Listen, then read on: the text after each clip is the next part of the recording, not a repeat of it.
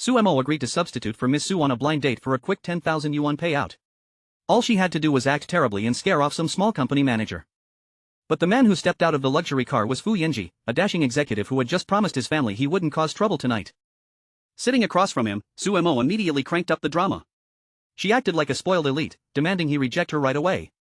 When that didn't work, she grabbed her phone to fake a call to a sugar daddy, proudly declaring she was heading out to a nightclub. She claimed she partied every single night and that he couldn't restrict her freedom. Hurry and reject me, she urged. To her surprise, Fu Yanji was completely unfazed. Su Mo was utterly baffled by his strange taste, wondering how any man could tolerate this. Excusing herself to the restroom, she suddenly ran into her toxic ex-boyfriend, Su Rui, lurking outside. He had the nerve to demand she add his name to her grandmother's house, blaming her temper for their past explosive fights. Su Mo fiercely refused, reminding him that he had let his mother hit her. She scoffed at the very idea of ever marrying him. But Su Rui sneered, claiming no one else would ever want her. She snapped back that she already had a new boyfriend. Enraged by the thought of being replaced, Su Rui totally lost his mind. He lunged forward, threatening to beat her to death in the street. Suddenly, a black umbrella shielded her. Fu Yanji stepped out of the rain to protect her, glaring down the abusive ex.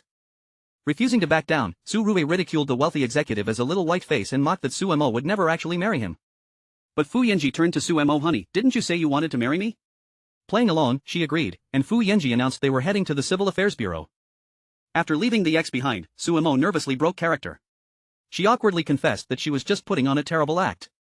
She revealed her real name and admitted she wasn't his actual blind date, offering to accept any punishment for lying to him.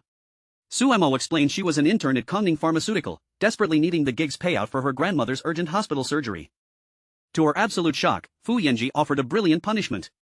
He needed a fake wife to stop his family's nagging, offering her a 20,000 yuan monthly allowance to play the part.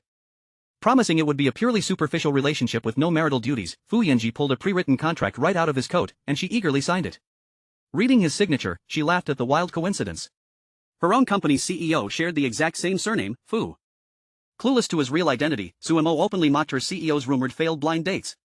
Little did she know, she had just legally bound herself to her ultimate boss.